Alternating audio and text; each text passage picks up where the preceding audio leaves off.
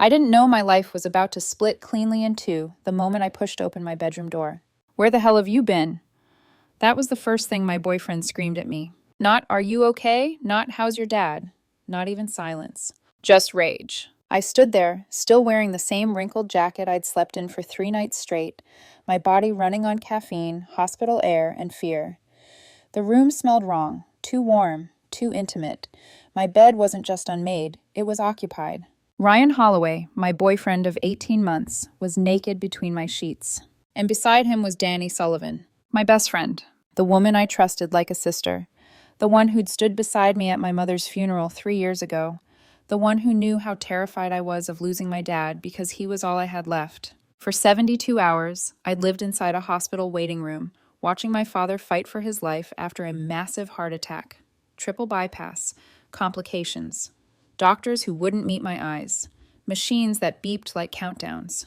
And while I was there, while I was praying he'd wake up, they decided to comfort each other. In my bed, when Ryan finally noticed me frozen in the doorway, instead of shame or panic, his face hardened, his voice sharpened. "You vanished for 3 days," he snapped. "We were worried sick." I remember blinking, my brain refusing to cooperate. My hands were shaking so badly I had to press them against the doorframe. "I was at the hospital," I said, "with my dad. You knew that." Danny was scrambling for her clothes, eyes wide, like she wanted to dissolve into the floor. But Ryan didn't look guilty. He looked accusing, like I had done something wrong. And that was the moment I realized this wasn't just betrayal. This was something darker. Because as exhausted as I was, physically wrecked, emotionally hollow, I could feel it in my chest. They didn't just cheat. They'd already decided I was the villain. And I had no idea how they got there. I didn't know then that this was only the beginning, that this night would unravel my relationship, my longest friendship, and expose a manipulation so calculated it would cost people their careers, their reputations, and their futures. All I knew was that I was standing in the ruins of my own life, still smelling antiseptic on my skin, while the two people I loved most looked at me like I deserved this. And nothing would ever be the same again. Before that night, before the bedroom door and the shouting and the way my heart seemed to crack instead of break cleanly, I truly believed my life was steady. Not perfect, but solid. I'm 29 years old. I work as an EMT in Birmingham, long shifts, adrenaline-soaked nights, the kind of job that teaches you how fragile people really are. I've seen lives end in grocery store parking lots and miracles happen on kitchen floors. The work hardens you, but it also bonds you to people who understand that weight. That's how I met Ryan Holloway. He's a nurse practitioner in the same hospital system, 27, calm under pressure, the kind of man who knew when to talk and when to simply sit beside you in silence. We met 18 months ago during a chaotic overnight shift. Me bringing in a trauma patient, him already elbow deep in triage. Our eyes met for half a second over the chaos, and later, when the hallway finally went quiet, he handed me a coffee like he'd known I needed it. From the start, it felt easy. We understood each other's schedules, the canceled plans, the middle-of-the-night calls. We celebrated holidays on random Tuesdays and fell asleep to the sound of alarms on our phones. There was comfort in that, safety. And then there was Danny Sullivan. Danny is a firefighter, 30 years old. Loud laugh, fierce loyalty, or so I believed. We'd known each other since high school. We survived awkward teenage years, bad relationships, and grief together. When my mom passed away 3 years ago, Danny was the one who slept on my couch for a week straight, refusing to leave me alone. She wasn't just my best friend. She was family. Ryan fit into that world seamlessly. He and Danny bonded over emergency calls, gallows humor, and shared exhaustion. I never questioned it, not once. I trusted them both with my life, literally and figuratively. For a long time, things were good. But looking back now, with the benefit of pain and hindsight, I can see the hairline cracks. Ryan started asking more questions than usual. Who I was working with, why certain shifts ran late, why I seemed distracted. I brushed it off. Stress, I told myself. Emergency work does that to people. I didn't notice when Danny started dropping by more often when I wasn't home, or how she'd go quiet when Ryan and I argued about nothing, or how she always seemed to know when we were having a rough week. And I definitely didn't recognize the warning signs in myself. The extra overtime shifts, the constant phone calls, the way my thoughts were always somewhere else. Because for weeks before the heart attack, my dad hadn't been well. Chest pain, fatigue, little things he tried to wave away. I'd been quietly panicking, coordinating appointments, talking to doctors, saving money for a down payment on a small house so he wouldn't have to worry anymore. I didn't tell many people how scared I was. I didn't want to burden Ryan. I didn't want to worry Danny. So I carried it alone. And maybe that's where everything began to fracture. Ryan's family had always been polite, supportive on the surface, but quick to comment on how much time my job took, how often I wasn't around. His mother liked to say things like, "Men need attention," as if commitment were a competition I was losing. I ignored it, because I believed in us. I believed that love meant patience, that trust didn't need constant reassurance, that the people closest to me would talk to me before assuming the worst. I believed wrong. By the time my dad collapsed at work and the hospital swallowed my entire existence, there were already stories being written about me, stories I didn't know existed, narratives I never agreed to. And while I sat beside a hospital bed praying for my father to live, the foundations of my life were quietly, deliberately being pulled apart. I just didn't know it yet. If I'm honest with myself, the tension didn't begin the night I caught them. It began weeks earlier, in moments so small I dismissed them without a second thought. Ryan started going quiet in a way that felt unfamiliar. Not the comfortable silence we'd always shared, but something tighter, guarded. He'd watch me when I checked my phone, his eyes lingering just a second too long. When I asked what was wrong, he'd shrug and say he was tired. Aren't we all? Danny, on the other hand, became unusually attentive. She asked more questions than usual, about my shifts, who I worked with, whether I was doing okay. I told myself she was just being a good friend. After everything we'd been through together, that made sense. Still, something in the air felt heavy. There were small comments Ryan made that stuck with me. "You've been distant lately. You're always on your phone. You seem guilty about something." Guilty. The word hit harder than it should have. I laughed it off at first. "I'm worried about my dad," I reminded him, "and I'm pulling overtime to save more money." But his reassurance never lasted. He'd nod, then go quiet again, like he was filing something away instead of letting it go. And Danny, she started showing up at strange times, dropping by when I was working late, leaving little notes about missing me, texting me things like, "You deserve support too, you know." At the time, it felt comforting. Now it feels calculated. What I didn't know was that while I was juggling work and my father's declining health, conversations were happening behind my back. Questions were being asked. Photos were being taken. Normal moments were being reframed into something ugly. Coffee with a coworker after a long shift. A hug in the parking lot for a neighbor I'd helped with groceries. A quick conversation in the cafeteria. Pieces of my life lifted out of context and rearranged into a story where I was already unfaithful. Ryan stopped inviting me to family events, said I seemed too busy. His sister gave me strange looks when I did see her, like she knew something I didn't. And Danny, she stopped defending me when people made comments. I remember one night, sitting on the couch with Ryan, my phone buzzing with updates from my dad's cardiologist. I felt exhausted down to my bones. Ryan watched me type, then said quietly, "Who are you always talking to?" I stared at him. "My dad's doctors." He nodded. But his eyes didn't soften. That was the moment I felt the first real chill of fear, because trust doesn't shatter loudly at first. It erodes, slowly, quietly. And while I was telling myself everything was fine, while I was convincing myself that stress explained all of this, the ground beneath me was already cracking. I just didn't realize how close I was to falling straight through it. The call came on a Friday afternoon, slicing through my shift like a blade. "Your father collapsed at work," the voice on the other end said. "Massive heart attack. He's unconscious. Paramedics are transporting him to UAB now." I don't remember hanging up. I don't remember grabbing my bag. I only remember running, my pulse in my ears, my hands shaking so badly I could barely unlock my car. By the time I reached the hospital, he was already in surgery. Triple bypass, complications, touch and go. Those words became my entire world. For the next 72 hours, I lived in that hospital. I slept in plastic chairs that dug into my spine. I survived on burnt coffee and vending machine crackers. I coordinated insurance, spoke to doctors, called his workplace, signed papers with a numb hand. Time blurred into beeping machines and whispered prayers. I sent one short text to Ryan, one to Danny. "Dad had a massive heart attack. I'm at UAB. Surgery now." Then I put my phone down. I didn't have space for anything else. Sunday evening, the surgeon finally sat beside me and said the words I'd been holding my breath for. "He's stable. He's pulled through the worst." My knees nearly gave out. "Go home," the doctor added gently. "Shower, sleep. You won't help him by collapsing. I hadn't slept more than 6 hours total in 3 days. I drove home on autopilot, my body buzzing with exhaustion, my emotions hollowed out by fear. It was around 9 o'clock p.m. when I unlocked my apartment. The lights were on. That was strange. Then I heard voices. Laughter, soft, intimate, unmistakably familiar. I slowed as I walked down the hallway, dread blooming in my chest. The bedroom door was cracked open.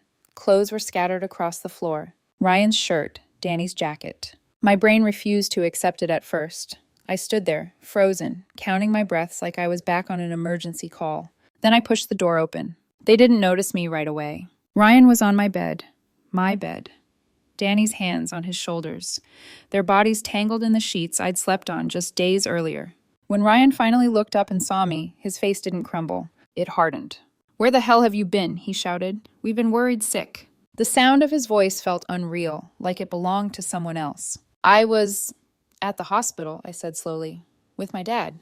Danny scrambled for her clothes, her face drained of color. She wouldn't meet my eyes. Ryan sat up, anger radiating off him. "You disappeared for 3 days. Barely said anything. What were we supposed to think?" "What were you supposed to think?" I repeated, my voice breaking. "That I was cheating while my father was fighting for his life?" Danny finally spoke, her words tumbling out. I can explain." "Explain what?" I asked, my chest aching. "Explain why you're sleeping with my boyfriend in my bed?" Ryan scoffed. "Don't act like you're the victim here. You've been distant for weeks. Suspicious, always on your phone, probably cheating yourself." I felt like the floor tilted beneath me. "The late nights were overtime," I said. "The calls were doctors, about my dad." "Don't gaslight me," he snapped. "We have evidence." "Evidence." Danny nodded beside him. "You think we're stupid?" I looked at them, 2 people I trusted more than anyone, and felt something inside me go completely still. I didn't scream. I didn't cry. I was too empty. "Get out," I said quietly. Ryan frowned. "We need to talk like adults." "Adults don't invent cheating accusations to justify betrayal," I replied. "Get out." They left arguing about how unreasonable I was, how I needed to hear their side. I locked the door behind them and slid down onto the couch.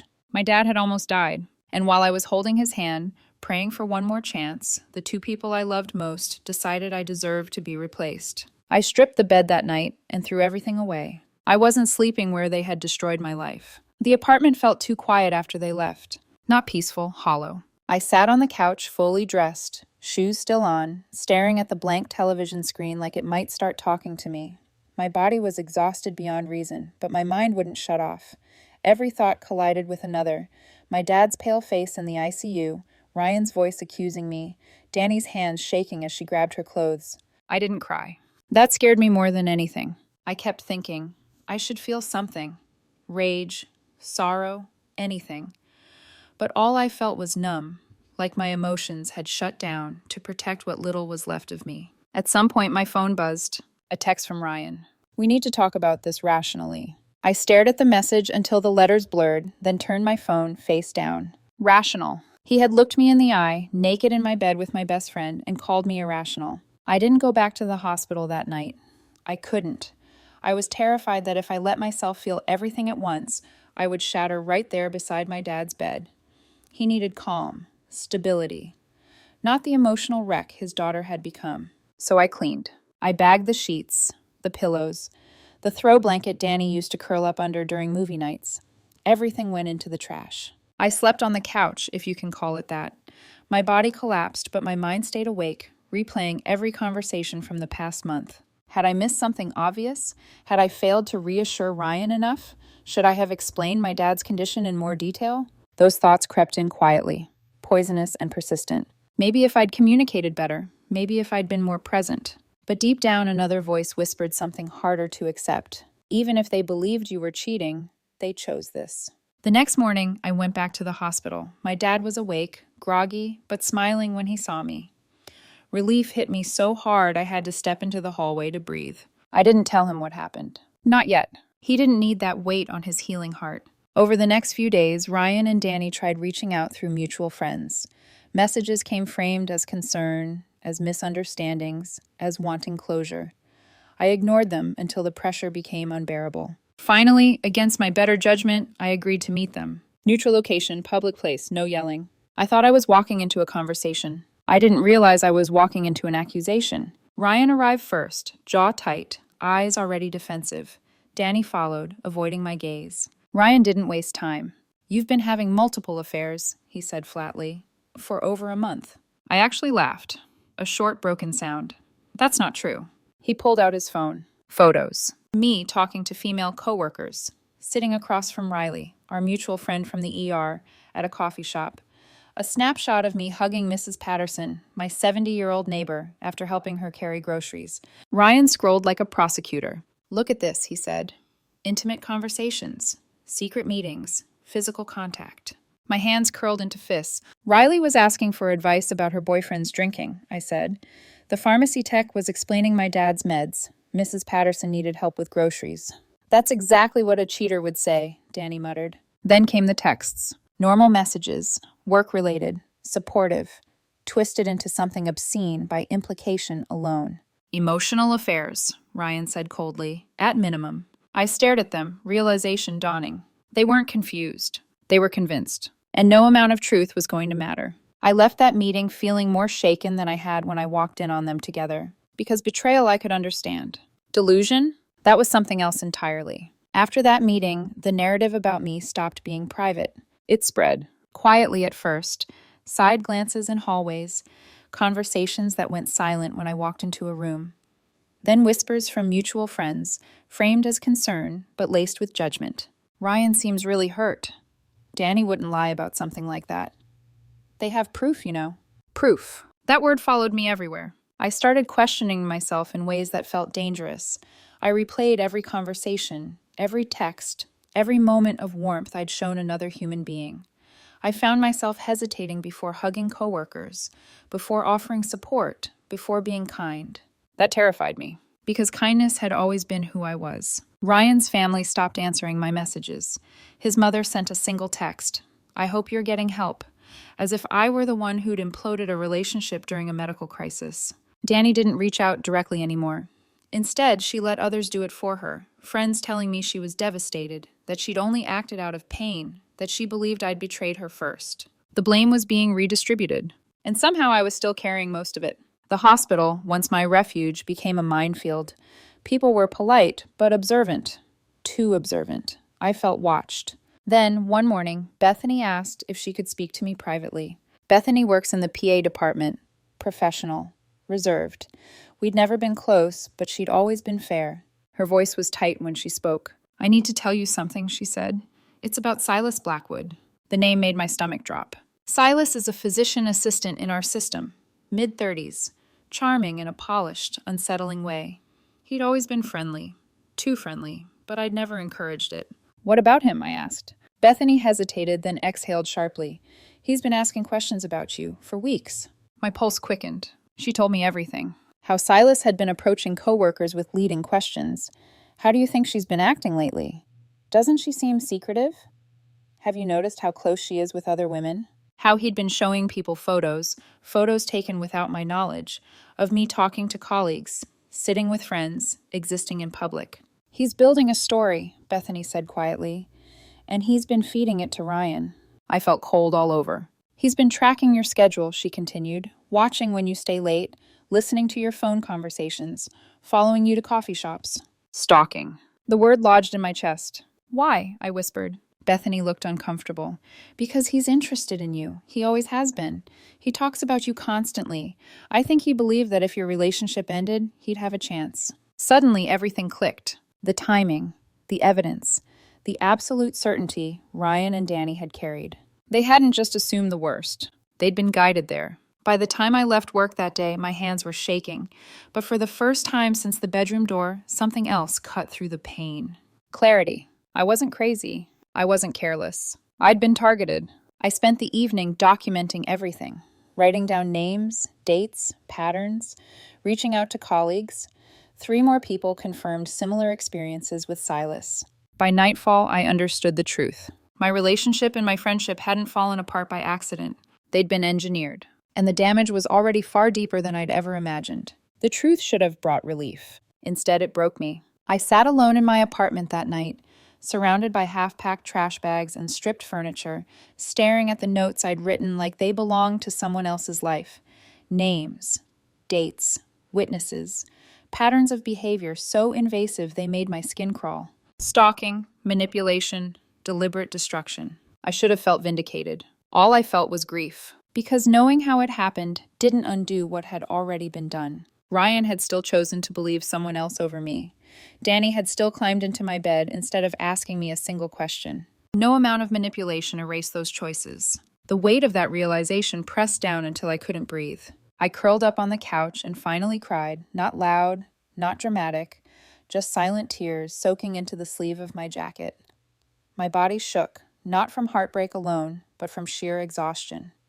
I was grieving three things at once: the relationship I thought I had, the friendship I believed was unbreakable, and the version of myself who trusted so freely. My phone buzzed again. A message from Danny. "I never meant to hurt you." I didn't respond. What would I even say? "You didn't mean to, but you did. You were manipulated, but you still betrayed me." Neither felt sufficient. Later that night, I went to the hospital to sit with my dad while he slept. The rhythmic beeping of the monitor grounded me in a way nothing else could. I held his hand and watched his chest rise and fall, steady and alive. I whispered, "I don't know how to do this." He didn't wake, but somehow, just being there kept me from unraveling completely. On the drive home, the question I'd been avoiding finally surfaced. Even if they apologize, could I ever trust them again? Trust wasn't just broken. It had been shattered under pressure during the worst week of my life. That mattered. I realized then that this wasn't about proving my innocence anymore. It was about deciding what kind of life I was willing to accept moving forward. And for the first time since the door opened on that night, I felt something solid beneath the pain. Resolve. Because even at my lowest, even when everything felt stolen from me, one truth stood unshaken. I had survived, and I wasn't done yet. The next morning, I woke up with a strange calm in my chest. Not peace, clarity. I stopped asking myself whether I should stay quiet to keep things from getting worse. Silence had already cost me too much. If my life had been torn apart by lies, then the only way forward was truth, spoken clearly and without apology. I went to hospital administration first. I brought everything. The notes, the witness statements, the timeline Bethany had helped me reconstruct. I didn't dramatize it. I didn't cry. I laid out the facts exactly as they were. Silas using hospital resources and proximity to monitor my movements, photograph me without consent, and manipulate colleagues to create a false narrative about my personal life. The reaction was immediate. This wasn't gossip. This was a serious violation of professional conduct and privacy protocols. By that afternoon, Silas was suspended pending a full investigation. But the confrontation I needed most wasn't with him. It was with Ryan and Danny. I asked them to meet one last time, this time with Bethany present. No emotions, no yelling, just facts. They arrived defensive, already braced for a fight. Instead, I laid everything out. The photos, where they came from. The questions Silas had been asking. The witnesses who could confirm his campaign of manipulation. Ryan's face drained of color. "You're saying none of this was real?" he whispered. "I'm saying someone spent weeks feeding you a lie," I replied calmly, one you never bothered to verify. Danny started crying. I asked them to call Silas and put him on speaker. The moment he answered, I heard the tension in his voice. When confronted directly, when asked whether he had deliberately built a case against me, there was a long silence. Then he said it. "You were never going to choose me while she existed. I just removed the obstacle." The words landed like a detonation. Danny sobbed. Ryan looked physically ill. That was the moment everything shifted. Not because they finally believed me, but because I finally stopped needing them to. I ended the call. I stood up. "I didn't destroy this," I said quietly. "But you helped someone else do it." And I walked out. For the first time since this nightmare began, I felt my power return. The truth has a way of moving fast once it's finally unleashed. By Friday afternoon, the hospital's investigation escalated. What had started as a suspension turned into a full administrative review. Silas's access logs were pulled, his badge usage, his proximity to my schedule. The photos, time-stamped, geolocated, undeniable. Using professional access to stalk a colleague wasn't just unethical, it was career-ending. By the end of the day, Silas was terminated. The hospital reported him to the state medical board for gross misconduct and abuse of authority. His physician assistant license was placed under immediate review, and the consensus among administrators was grim. Revocation was almost certain. He tried to fight back. filed a complaint claiming harassment, claimed I was retaliating against him for speaking the truth. The police didn't even entertain it. When they saw the evidence, weeks of surveillance, unsolicited photographs, corroborating witnesses, their tone changed instantly. Instead, I was granted a restraining order. Silas was warned to stay away from me, my workplace, and my home. Just like that, the man who believed he could rewrite my life was erased from it. Ryan and Danny weren't spared by the truth either. Once word spread, real word, backed by evidence, people started reevaluating the story they'd accepted so easily. Questions surfaced. Then judgment. Ryan lost the transfer opportunity he'd been working toward for months. His supervisors didn't like the optics of someone who'd accused a partner publicly without verifying facts. His family, once quietly critical of me, expressed disappointment in him, in his choices, his lack of communication, his willingness to believe the worst. Danny's consequences cut differently. In firefighting, trust is everything. And once people learned she'd betrayed her closest friend during a family medical crisis, no manipulation could fully excuse that. Things changed. Conversations cooled. Invitations stopped. She requested a transfer to another station, unable to stand the weight of what she'd done. As for me, something unexpected happened. Colleagues rallied. People I barely knew stopped me in hallways to say they admired how I'd handled myself, that I hadn't lashed out, that I'd stayed professional when it would have been easier to burn everything down. A week later, I was promoted to shift supervisor. Integrity, it turns out, doesn't go unnoticed. Ryan tried to apologize. Danny did too. They both said the same thing in different words, that they'd been manipulated, that they'd believed a lie, that they were sorry. I listened. And then I said no. I understand how you were misled, I told them, but I can't get past what you chose to do instead of talking to me. Manipulation explained the confusion. It didn't excuse the betrayal. I walked away, not angry, not dramatic, just finished. And that, more than anything, unsettled them, because the truth didn't destroy them. Their own choices did.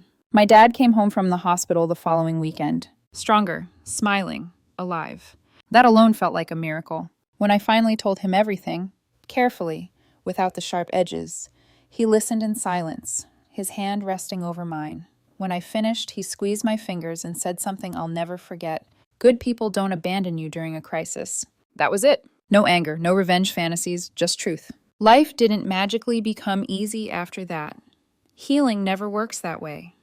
Some nights, I still wake up with the echo of that bedroom door opening in my chest. Some days, I catch myself hesitating before trusting someone, before letting them get close. But I'm learning. I learned that love without communication is fragile, that loyalty isn't proven when things are easy, but when they're unbearable.